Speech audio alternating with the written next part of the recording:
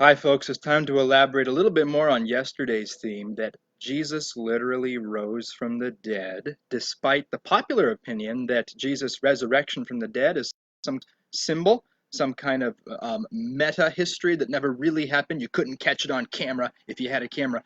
Whereas, yes, you could have. We say you could have caught it on camera if you had a camera back then, because it's an historical fact. It really happened with Jesus' body. And I want to elaborate on some of the things that convince us of this historical facts wise. You had a great big stone rolled in front of Jesus' tomb. And we know that not just because the Bible tells us, but because that's how oftentimes people were buried in tombs. You did not want grave robbers, obviously.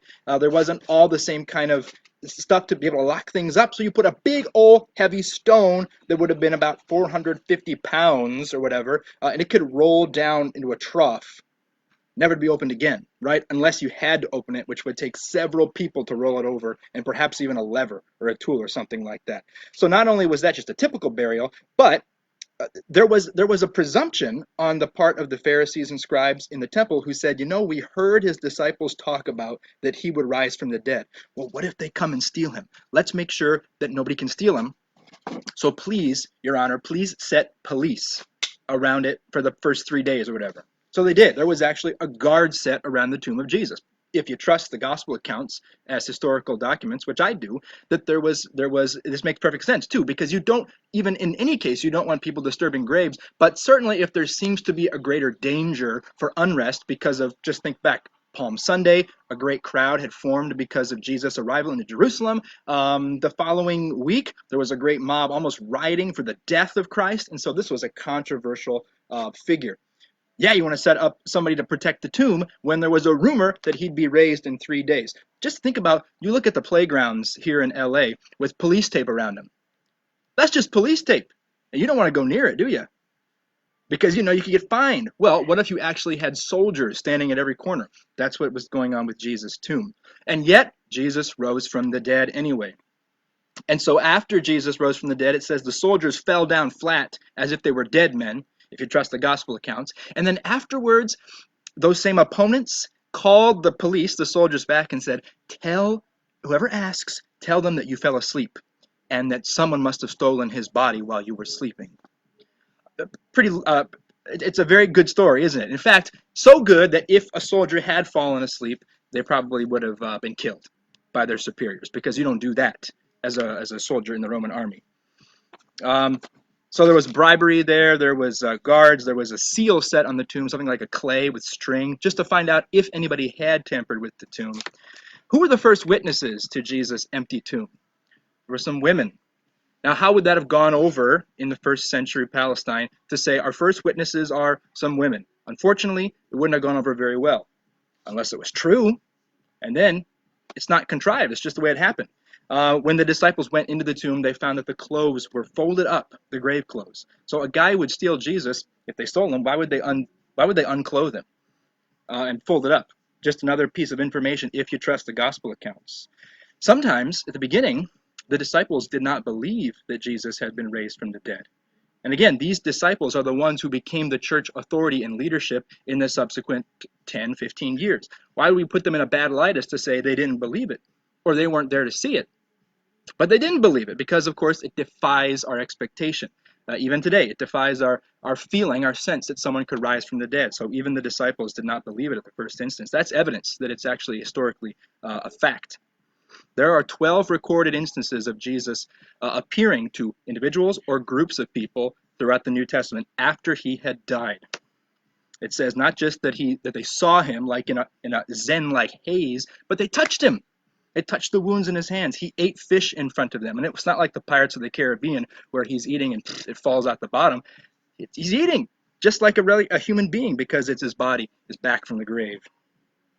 Sometimes when it mentions the fact that the disciples saw him, it uses words that, this is kind of technical, it uses words that we don't normally see in later Christian tradition, such as the 12, as for the 12 disciples, or Peter's old name, Cephas.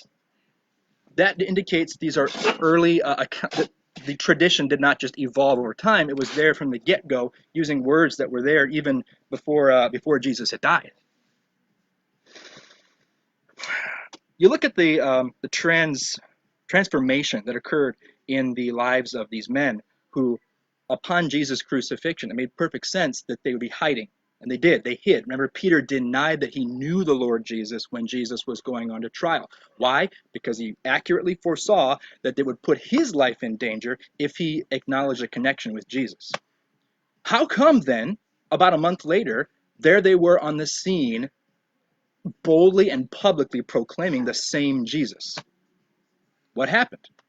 What happened was, of course, the resurrection of Jesus. Historically, you have to account for the growth of the Christian church. You have to account for how this came into being and how psychologically someone could undergo fearing for their lives, locking themselves up in a room, and then turning into staying in the same city where Jesus was crucified and blasting it from the rooftops that he had been raised from the dead.